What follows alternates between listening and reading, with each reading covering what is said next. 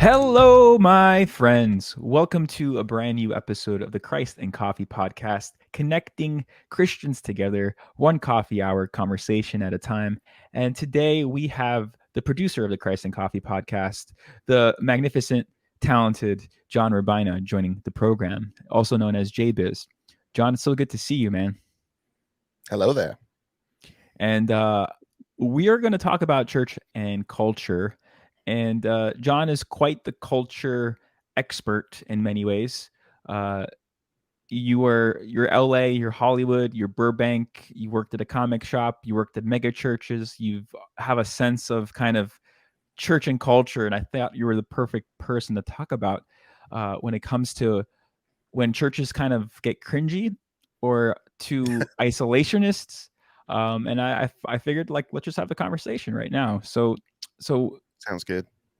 but to tell us about yourself a bit. You're Southern California, born and raised. Yes. Yeah. Born and raised in the Valley. Mostly lived in Reseda. Growing up, lived in Glendale for a while. Worked in Hollywood for a good chunk of my adulthood. As in like the city of Hollywood, not like the industry.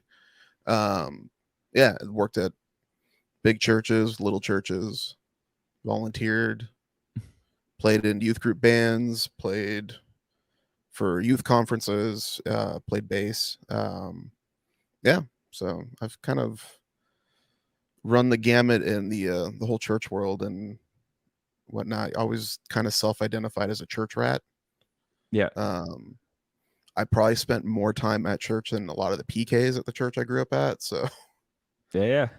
I was that's pretty much my childhood was just being at a church building, and there's a lot of like not wilderness, but there was just, it was not a very developed area in the corner of the valley, so there was a lot of just hills, hiking paths. So I did a lot of that as a kid, so I had a lot of fun going to church. There's always something to do. Right. Yeah, I think people kind of, as a civilization is getting less de-churched, people just don't appreciate the simple community it creates and stuff to do that's positive for the most part. And it's great. I think it's a cool thing to have that church rat mindset. But you're kind of also a mole rat in many ways as well. You worked at a comic book store at one point. Yeah, so it was about, probably like 5-6 years now at this point. I worked there for about a year and a half or so, part-time, just kind of as a hobby type thing. They needed help and they were willing to pay, so I was like, cool, yeah, I'll do it. It would have been cool to like go further down that road and try to see if it led to anything, but just financially they couldn't afford it, and I couldn't like afford to do it more. But it was fun. It's like it was the whole being like around your interests and getting paid for it thing was really cool. Yeah, that's pretty cool. And you have a good pulse on church culture, pop culture, and we've had many conversations on both topics. And I figured, like, let's just have one of them recorded live for the Christ and Coffee crew who's listening right now. So what is your kind of biggest pet peeve when you see church and culture coming together or not coming together? It's kind of like one extreme and the other. It's like growing up, it was kind of annoying that I remember, because being a 90s kid, there was the whole like the latter days of the satanic panic, where it wasn't so much like how it was in the 80s, but it was like, oh, violent video games and this and that. And it wasn't so much necessarily like the church that was pushing that as well, but there was a big part of that. And just, we were like, I remember Pokemon was like a big thing of like, oh, Pokemon's of the devil, they're pocket demons, There's an amazing sermon where there's this pastor just going into great detail of how demonic Pokemon is. That pastor, like that sermon, is it like kind of like he looks like a Southern guy, like really strict conservative. That one's become a meme where it's like, because there's a point in the sermon where he just goes, why? So they like cut it, and it's just like super cut of him saying why, and it's one of my favorite memes. I have it like posted up on the wall in my office. But yeah, so it's like there was that was kind of annoying. um I remember there was a whole thing of like playing Magic the Gathering or Dungeons and Dragons. It was like, oh, that's bad or whatever. And even myself growing up, like my parents weren't super strict, but I remember like when I was really little as a kid, I wasn't allowed to watch He-Man because it was dark and spooky and whatnot. But like my mom was the kind of didn't care after a while. Yeah. But yeah, so Yeah. there was like that part of it. And then there's like the other part of it when church tries to go too far into it. Um they try to be like relatable and like use, and I've been part of things in that regard where we used to do, they were fun to do, but at the same time, like looking back, some of it was kind of like, oh, that's kind of cringy looking back on it. But like trying to like play up like a popular movie and use it as a theme for like an outreach event and stuff like that. And I've seen a lot of churches kind of do that now, like they have like a movie series, and the extent that they go to try to like, oh, it's so cool. Look, like they try to like, I feel like churches are trying to like one up each other in that regard, and that kind of gets like on my nerves a bit. Especially the bigger churches. It, Yeah.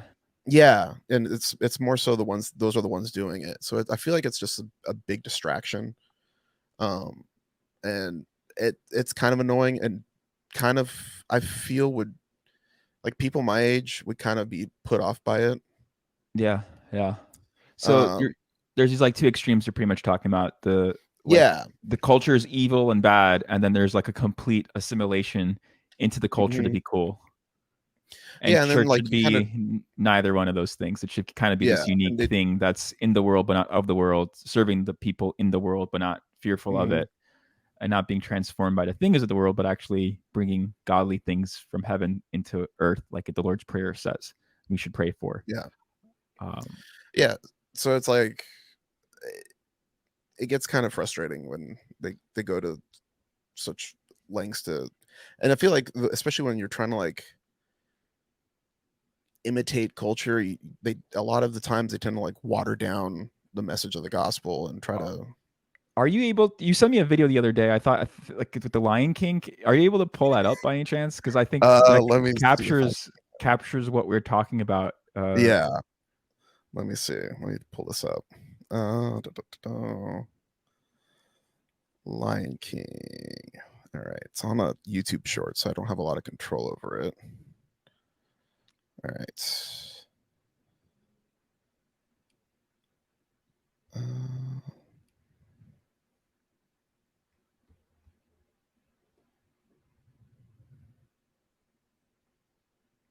All right, so here we go.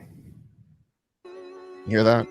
I wish nothing but the best. It says Simba crucified and resurrected in a church Easter production. Sometimes it lasts Is that and Adele? sometimes The song is, yeah. Did they copyright that? What the heck is happening? Are we I mean, copyrighted for this? I don't know, I'll show actually. you follow Rafiki. He knows the truth. Come on. I thought you were dead. I was dead, but I have risen, and I will live forevermore. That's Simba? That's supposed to be You're on the Simba. front line. Everyone's watching. You know it's serious. We're getting closer. This isn't This one gets me over. every time. Hey, waka, waka, hey, hey. World Cup theme from Shakira. It's time for Africa. Never mind. So yeah, the fun. Kira. So that Simba, church is Jesus. trying to preach the gospel using pop culture music and the Lion King, and shoving making Jesus some into it. weird. I don't. So I think I looked into it a little bit. I think it's like it's a children's ministry Easter program. Okay. So like there's a few of them. There's like a Back to the Future one. There's Oh wow. It yeah, becomes there's like I think every year they have to probably outdo it. yeah, there's an Avengers one. So like the Back to the Future one's like so bizarre where they like crucify Marty McFly on the clock. Great Scott. Great. Yeah, Scott. Great Scott, basically. Yeah. It's weird. And it's all, and to like apply the message of Jesus of like Simba's risen from the dead, that feels like I feel like a light blasphemy. should fall. Yeah, Blasphemy, sacrilege. A light should fall on the stage somewhere. Some electricity going on. Something. yeah, yeah. I think this is where preaching from the Bible and not preaching from the culture becomes very, very important. Yeah. And then on the other extreme, you kind of have, I don't know, like the Amish, like we're like, can we give up? We're not using electricity. We're just gonna be our own little club and Yeah. just be like, no. So I think both are pretty bad. People trying to time capsule a specific culture, run away from the culture, or they do this cringe Christianity where it's like, let's try to be cool. And I think that there's nothing Yeah. uncool than a Christian trying to be cool. Like Yeah. Jesus never And was trying to be cool. Like he never was trying. there are videos that I could show you, but I won't play on here just because I don't want to get us in trouble. But Yeah. there's some bad ones. You have any other anything other in your repertoire to share? Because you tend to be on top of these things as a guardian of the truth. Have you seen the men's like the stronger men's conference opener where they brought out a tank and it was just like Uber like machismo? America? Yeah. Okay, so you could there could be a church kind of being hijacked by like pop culture, whether it's Disney or the pop songs, and then here just nationalism, right? Or Yeah. a certain type. It's Show. like Can you pull that up too? Or yeah, I have it. I'm getting it to the tank part because that's the part that's just like okay, cool. There's a tank. I mean, just imagine if they spent if the church budget just like donated that to the homeless shelter instead of the tank budget shelter for the men's conference. Right? Like I don't know. Just how just much me. is a tank? It's I like mean, our same arguments are used for the American military complex. and okay. Anyway, we're talking about the church, not politics. So the church. This is a men's yeah, conference. men's conference. It's just like if I don't know, if George Bush was like funding it, I guess. Here you go.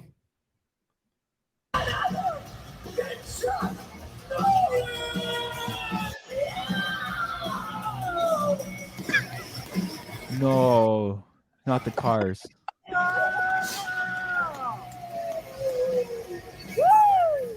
This is a Christian men's conference. I believe so. I looked it up and it was some church in like Missouri or something like that. But yeah, it's Wow, I feel like giving my life to Jesus Christ after seeing that. yeah. It's like, you know what? That tank, it really convicted me. Yeah, there's nothing like the armored tank of God. Putting on that tank. Hey, there you go. That could you could tie that in this week. Well, I guess whenever that goes. Yeah, with the righteousness tank of the gospel. Sometimes you There's just a got to sermon crush those illustration there. cars. Yeah. And those cars are no one right now needs those cars. No. That's kind of cringe, man. It's kind of Not a family crazy. that could use it. Yeah, but there, I don't know. What do you think is behind this desire for Christians wanting to be cool? Is it just acceptance? Is it our culture? I don't. It's always been hard to pinpoint because that was always kind of a thing of like working at a bigger church. It was just because I was on the media team. I was doing video like predominantly, so I would run the video truck. If I needed to jump on a camera, I'd get on the camera, like operating whatever needed to be operated if like to a slot needed to be filled. But like by the time I ended my tenure there, I was technically like unofficially I didn't have a title, but unofficially you could call me like the technical director of the weekend services. And so it's like I would fill a lot of roles, like make sure things were going. Had a huge chip on my shoulder because I was like 22, so like thinking I was like a hot shot. But that was always like a thing where it's like they're always trying to like how can we get like more like attract people and kind of that's always been kind of the mentality with like a higher production thing, was to attract. And it was the same thing for like the youth outreach things that we did, was always having like a cool light show, having cool sets, cool music, all that stuff. And like I said, they were fun to do. And we did get like people to come to like the outreach stuff. I don't know. I'm sure people had lives impacted, but at the same time, I don't know like how much. But it's hard to tell. Yeah. Like, because the person that I worked with on that one, their heart was in the right place. I know that for a fact. It wasn't about the flash and the pizzazz and all the stuff, but it was to kind of like open up the doors for a younger audience that is more attracted to stuff like that, and to try to get them into the church. I think when it comes to kids, it's one thing, but when it comes to adults, for me, especially now that I'm older too, I want something that's of more substance. I don't want something that's more, Yeah. look at this, oh, shiny. Here's a Like tank. shiny. I kind of was over shiny when I might have been the fact that I was working in it, that it didn't appeal to me by the time I was like 25. Churches that like always did like crazy light shows and stuff like that, to me it was just always kind of try hard. Yeah, I don't know any like testimonies where it was like the light show got me Yeah. to come to church. I mean, there's a testimony of like the youth group kid liking the girl, and they go to youth group for the girl, and they get Yeah. hit by a sermon, and like that happens. Yeah. You could have like weird motives to going into the church, but it's Mhm. weird when the church is fueling that like marketing program. It's like Jesus was like, all right, drop what you're doing, follow me. Like he really wasn't big on the PR front. Pick up your cross, follow me. We're gonna go somewhere. Where are we going, Jesus? We're gonna die. It's like, what? We're gonna have a cool light show on the way. Yeah, the transfiguration is like, it's a cool light show.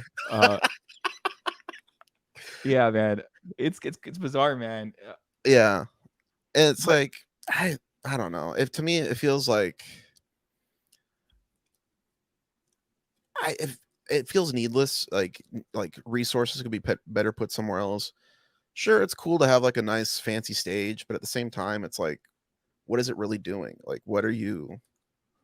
Where's the growth? Where's the discipleship? I think there's a reaction happening finally with this stuff, with the celebrity preachers, the celebrity music, and going back to the fundamentals of like, all right, let's try to make people live life like Jesus, Christ-like discipleship, smaller groups, smaller models. Because I think the mega church is just nothing wrong with it as long as people are plugged into small groups and are actually committed to grow. And that's the only way mega churches work, if there's a really strong small group network. Try for to growth. Like, find like, not try to like criticize from a point of like contempt. Yeah, like it's just an annoyance that I've had for a long time. Yeah, and I feel like it's ignored, but there's a lot of people that have a similar sentiment. Right. They're just enough is enough with with this. And I mean, there's a reason why but the sad thing is people are leaving the church altogether in our generation, and the generation are just, the light show didn't work for their youth group. That didn't really that didn't really give them the tools to survive life. So they're gone. They're not looking for the church to find that. It's like, how do I navigate hard, challenging questions and ideologies when I go off to school? I don't know. Here's the light show. Right. Yeah. Any other cringe worthy content you have to share with us? So not to like harp too much on one side, let's kind of even it out, but there's like the progressive side of things. Yeah, like the I think it's the Sparkle Creed. Oh yeah, I saw this. Yeah, I saw this the other day, and I was just like, yeah. What is the Sparkle Creed? Because I think this kind of captures inserting the current American political ideology. We always assume that the right does this, but it's both sides. Yes. And this is inserting the political platform on a specific side into literally the creed that unites Christians Yes. and throughout all space and time and cultures for the past 2,000 years. Okay, let's sparkle things up with some more lights. Show. All right, so much sparkle. Let's see. Share screen. Faith today in the words of the Sparkle Creed. I believe in the non-binary God whose pronouns are plural. I believe in Jesus Christ, their child, who wore a fabulous tunic and had 2 dads and saw everyone as a sibling child of God. I believe in the rainbow spirit who shatters our image of one white light and refracts it into a rainbow of gorgeous diversity. I believe in the church of everyday saints, as numerous, creative, and resilient as patches on the AIDS quilt, whose feet are grounded in mud and whose eyes gaze at the stars in wonder. I believe in the calling to each of us that love is love is love. So, beloved, let us love. I believe, glorious God, help my unbelief. Amen. Let us confess. Well, help my unbelief. Yeah, I can't believe we just saw that. So yeah, I've been in those circles By the as way, well. I relate with the kid crying in the background. Yeah, yeah. I hate when they bastardize, like on both sides. This is where you're it's just literally a cultural hijacking, and it's no longer Christianity; it's something else. Yeah. I mean, there's always the tension that Christianity has to be expressed in a cultural framework, but it's definitely trying to point things of a heavenly reality into this world, and that it should manifest into cultural application, where it looks like the person of Jesus as testified in scriptures. And it's yeah, it's just really disheartening. I mean, I think both of us, I think we're very cynical of culture. I mean, you have a Cuban background. I have an Armenian background that has experienced a lot of hardship. We've seen like communism kind of destroy culture and trying to indoctrinate people into believing the culture is God or the so I think we both have a sensitivity to this stuff, and I think, I mean, people may think we're white if they didn't know our names or our backgrounds, but like we're not quite that either. So, especially my first name, like you have like a unique first name. I've got Jonathan. They could call me Haig, or yeah. But yeah, yours is still like, it's like, oh, that's interesting. I don't know where that's from. Yeah, me, it's like, oh, it's another Jonathan. Yeah. Doesn't help that my middle name's David. Yeah, Jonathan David. But yeah, I wouldn't have guessed you're Cuban when I first met you. Yeah. But yeah, you could look at my last name. That's a giveaway, the Kherlopian. Yeah. But yeah, I think there's this there's this tendency, and something gets lost, and I find that if we just call people out to what the Bible is actually saying, it's more of an attractive, transformative thing than trying to just be what you could find outside of the church. So what we just witnessed in all 3 of these clips is you don't need to go to church to experience that. You could join a political party. You could go to the movies or a concert and enjoy that. And it's just like, okay, if that's your political ideology, cool.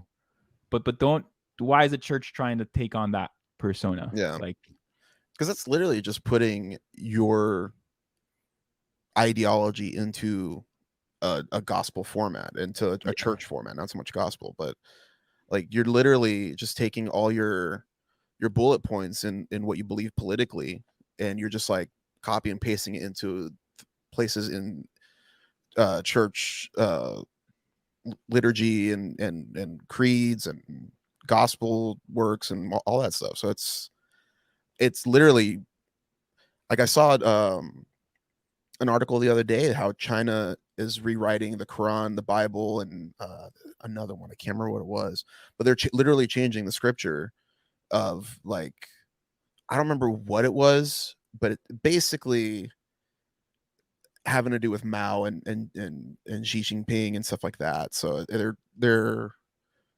that's their approved Bible, that if you proclaim to be a Christian in China, that's the Bible, or a Muslim in China, that's the Bible that you get. Wow. Yeah, I think we don't realize how scary this could be when literally the culture hijacks the truth. And I think this is also pretty cool when we realize the Christian faith is established in the Jewish culture, and it's a branch of Judaism, and God preserving a promise that is kind of being revealed to the world. But then the tendencies of wanting to be like a nationalistic Christian or a cool Christian or a cool religion is there. But then, yeah, I think it's kind of disheartening when you can't understand Jesus apart from his Jewish cultural background. Yeah. And then you can't understand God outside of your cultural framework. But there's the unique thing about the Christian faith from the beginning was the Holy Spirit revealing Jesus to us, and there's cultural unity among the different nationalities and tongues, united over the common meal of the body and the blood and the salvation that comes from the specific called culture, which is interesting because there's this double-edged sword with Christianity. There's this unchanging truth that could be flexible within different cultural frameworks. Like if you look at other world religions, they tend to be isolated within the religion, but Christianity is multifaceted in that regard from the beginning. If early church, you have the Christian message in Ethiopia, in Armenia, in the Near East, which were the early hubs of the church. It wasn't this white European religion until the Crusades started. But yeah. So yeah, it's just fascinating to think about the cultural aspects of the movement, and then when it gets really cringy and weird, as we're discussing, where there's a complete hijacking of the culture, kind of utilizing religion. And this is where you kind of get what Karl Marx was saying. It's the placebo of the masses. It's used as a manipulative tool. It's used to control people, versus it being this revolutionary heavenly thing that's supposed to transform the world, not be just another enforcement of whatever culture we're in is the true culture. Yeah.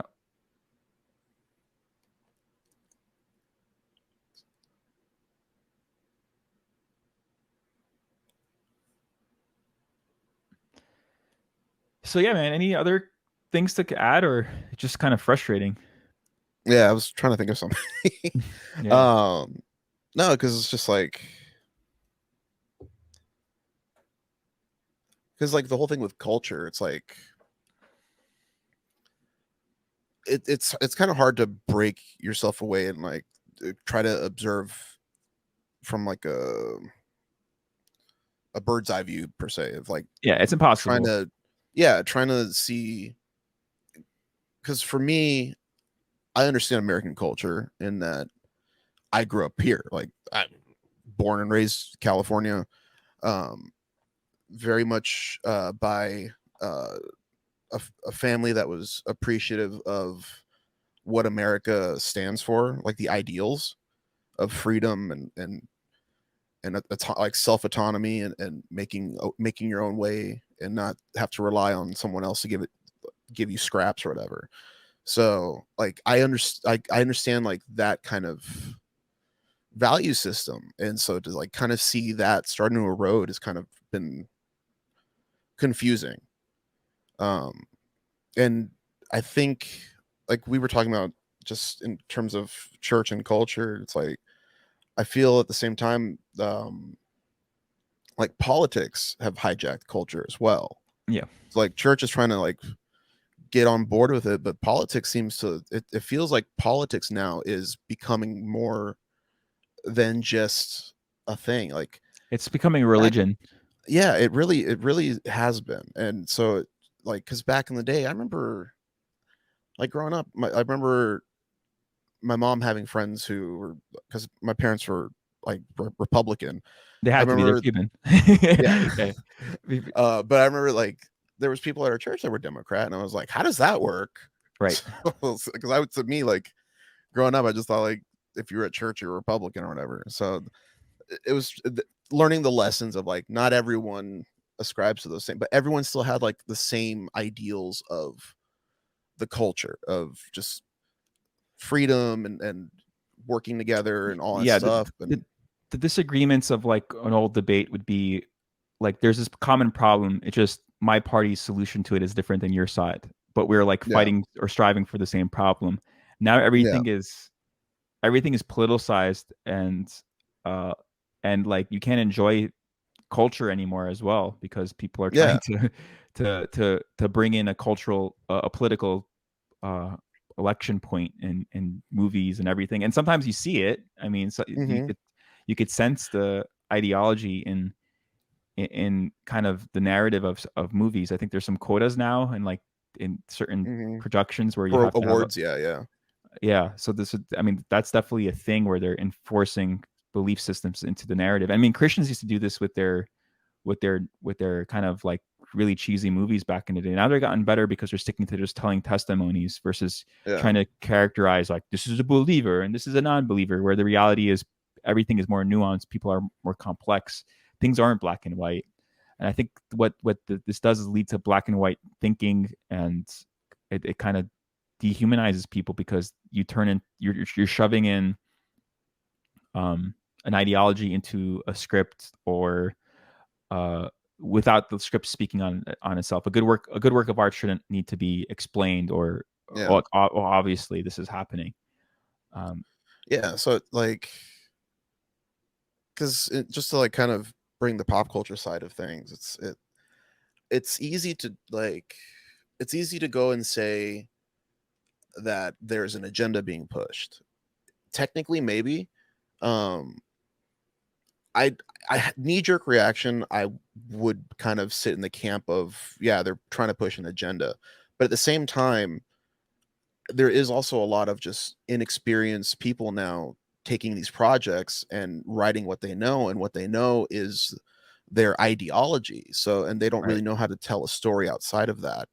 So it's frustrating that like it's the pop culture in what was supposed to be communal escapism, something that we can all get together and enjoy together, has become very divisive in the way that politics has gotten to be. And it's kind of starting to creep into the church now as well. Yeah, in that regard, like the Sparkle Creed, right, or the Tank Creed, the Tank Creed, and the Band Creed. So there's. I mean, the crazy thing is, you'd assume with the open media, what we're doing like on YouTube, we're just everyone could record now. You'd expect more diversity of thought, but it's crazy how it's not happening, because it's gotten the political parties and people with certain agendas have maximized the data to manipulate. And I don't know if people are aware of this or not. Not to sound old conspiracy theory, but people tend to stick to their own tribe versus utilize YouTube and learn from the different tribes that are out there. And like the algorithms feed what you watch, and you kind of reinforce, and you could literally live in your own little world where you think everyone is your political party or your specific culture or your specific religion. And a lot of people utilize social media to just kind of reinforce their existing beliefs, rather than scanning social media to have their beliefs challenged, if you know what I mean. But yeah, I think this is just fascinating time we're in. You would expect more open thought, but I think we're seeing a little bit of the inverse.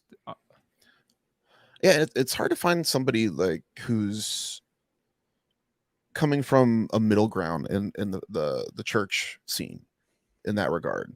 There's a couple guys that I've kind of found recently. There's Honest Youth Pastor, who's really good. And then Holy Nope is one that I found recently that's also really good, and explaining just like how this doesn't really work in a biblical context to the scriptures. Yeah. So there's guys out there that are kind of not buying into the cultural side of things or the political side of things and stuff like that. They just, here's what the Bible says. So it's refreshing to see people like that, and kind of need more of that going on. But it's just seems like a tidal wave of one side or the other. Right.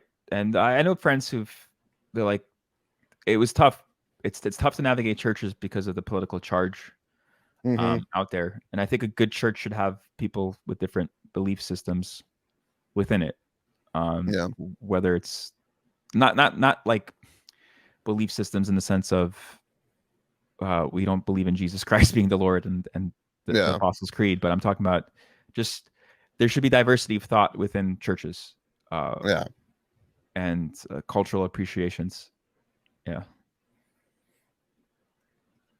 That's what made like, especially like our church, of being so many different types of cultures going on.